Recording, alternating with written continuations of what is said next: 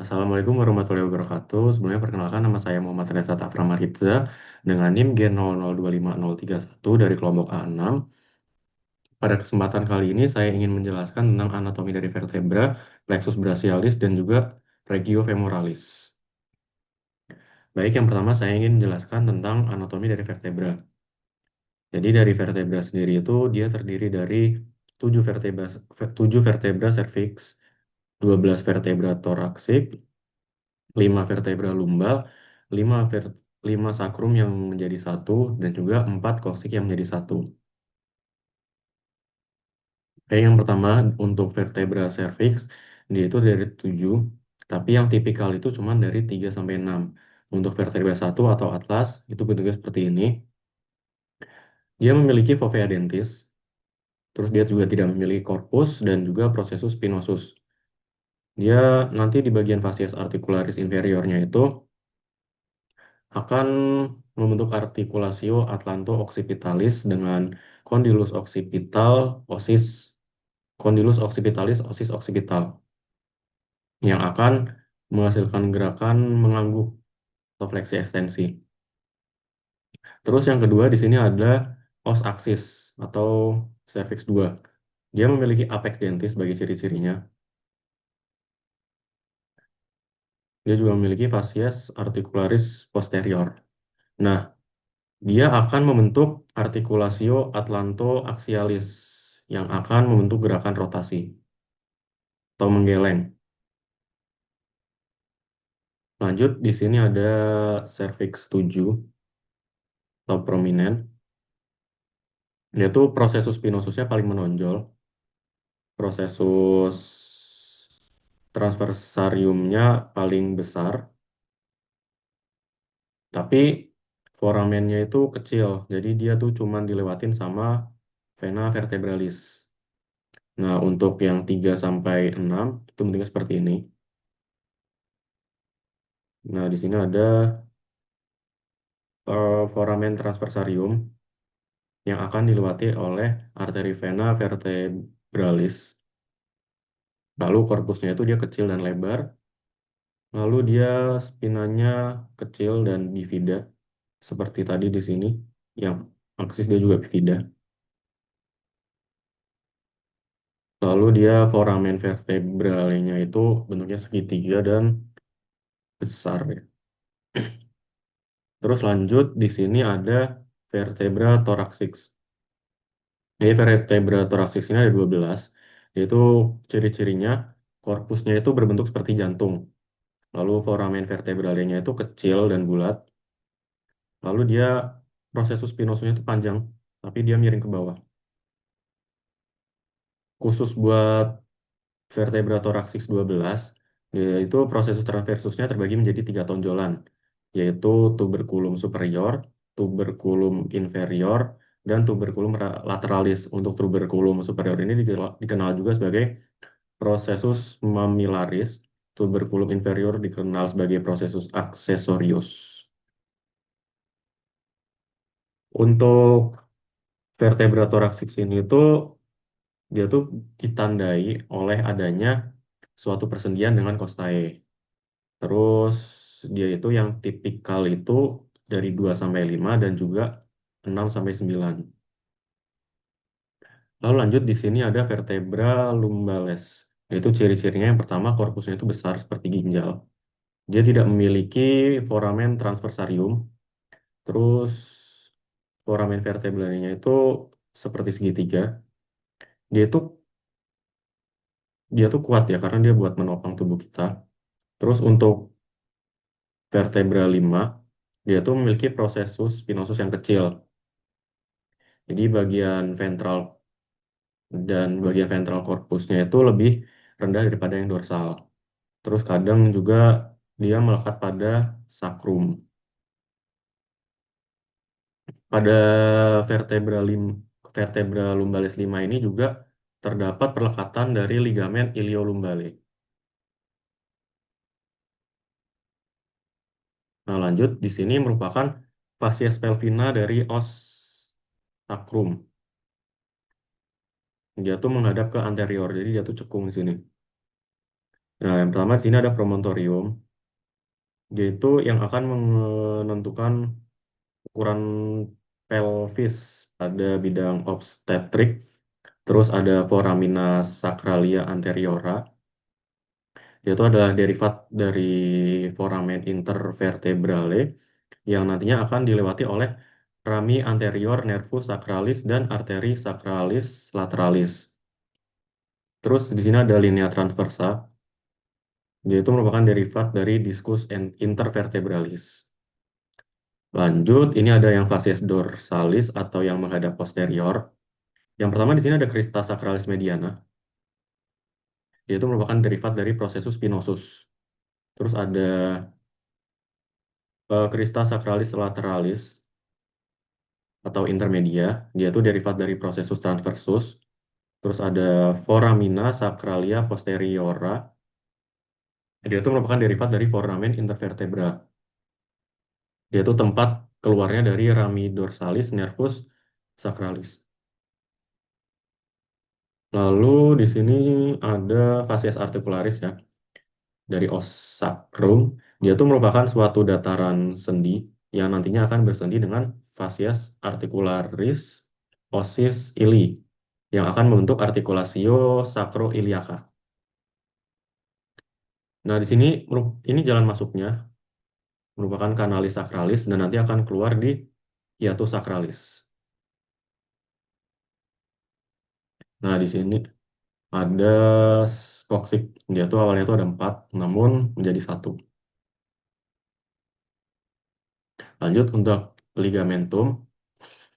Yang pertama di sini ada ligamentum longitudinal anterius, yaitu mencegah hiperekstensi dan menjaga kestabilan dari kolumna vertebra. Terus ini ada yang ligamentum longitudinal posterior atau posterius, dia tuh mencegah hernia nukleus pulposus ke posterior dan dia tuh juga memiliki banyak reseptor nyeri.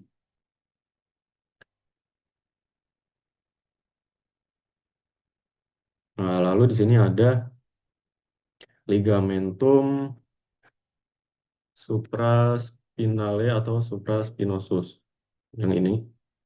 Jadi dia tuh menghubungkan dari ujung processus spinosus. Tapi dari C7 mulai dari C7 sini tuh sampai ke atas dia tuh bakal jadi ligamentum nucae. Terus ini ada ligamentum interspinosum. Dia tuh akan menghubungkan dari processus spinosus yang berdekatan. Terus ada lagi ligamentum flavum atau flava.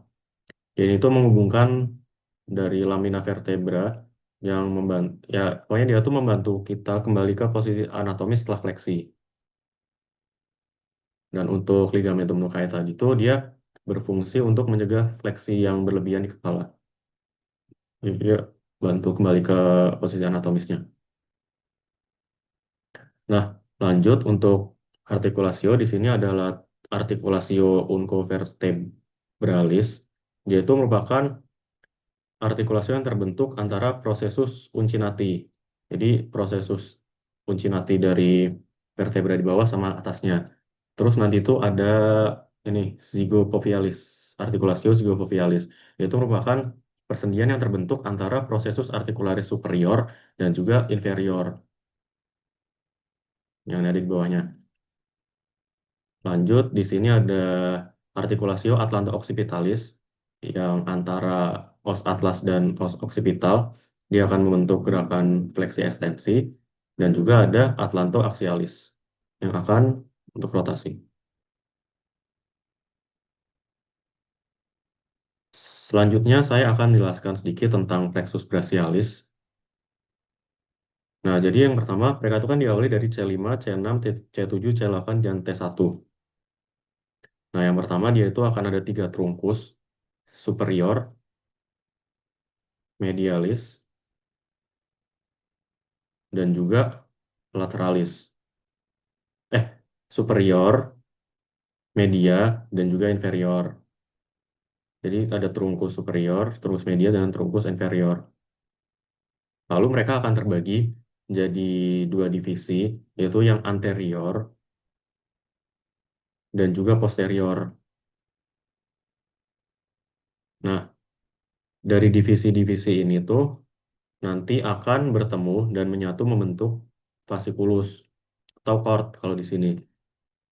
Jadi bisa dilihat dari divisi anterior trunkus superior dan media itu akan membentuk yang lateral atau fasciculus lateralis.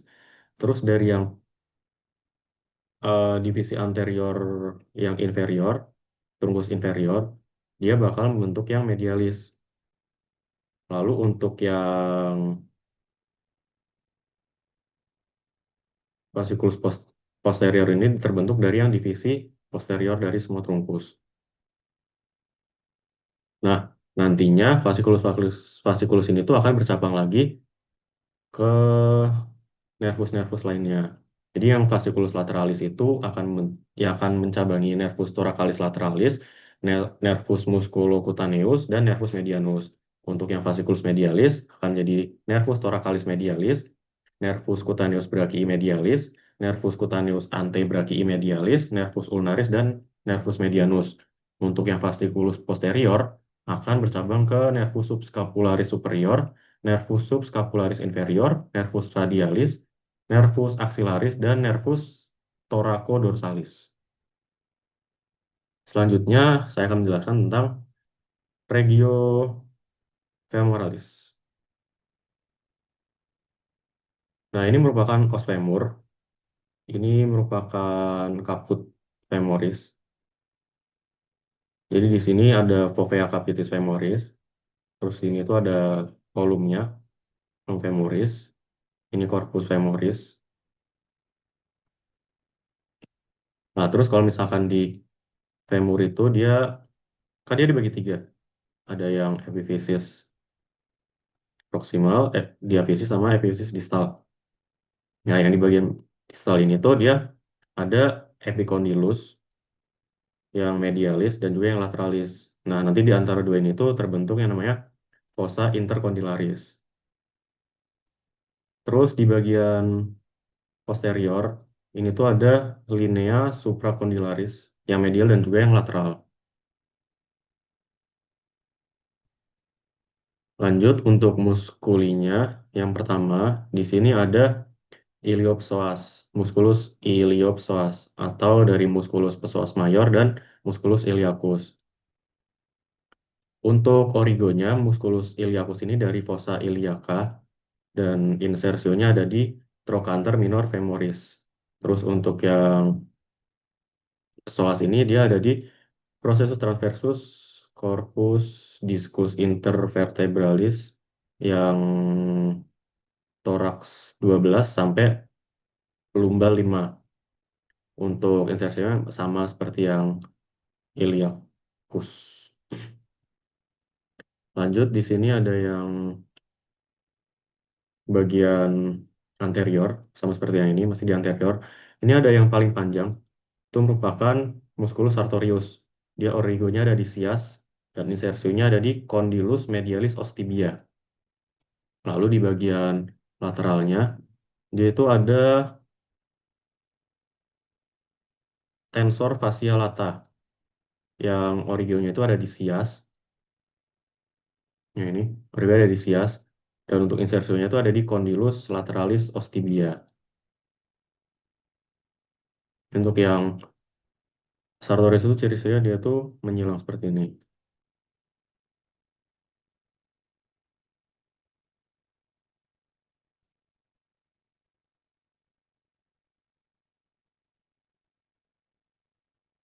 Nah, lalu di sini ada musculus rectus femoris yang lurus, terus ada musculus vastus medialis, vastus lateralis, dan di bawahnya yang rectus femoris ini tuh ada vastus intermedius. Nah, ini gambarnya yang tadi. Nah, lanjut di sini ada musculus gracilis,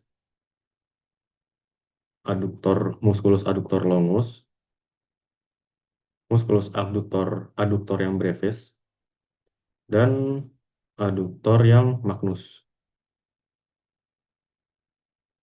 Selain itu juga terdapat musculus pectineus, dan musculus obturator externus. Nah, ini untuk yang bagian posterior. Yang pertama, untuk di bagian medial itu ada musculus semimembranosus. Semimembranosus, lalu ada musculus semitendinosus, lalu ada musculus biceps femoris. Ada yang caput longum dan caput brevis. Nah, untuk inervasinya sendiri, untuk yang bagian depan itu diinervasi oleh nervus femoralis. Untuk yang bagian belakang ada nervus ischiadicus. Dan untuk yang bagian medial ada nervus obturatorius. Mungkin sekian yang dapat saya sampaikan pada video kali ini. Mohon maaf apabila masih banyak kesalahan dan ketidaksempurnaan dalam pembuatan video. Terima kasih atas kesempatan yang diberikan. Wassalamualaikum warahmatullahi wabarakatuh.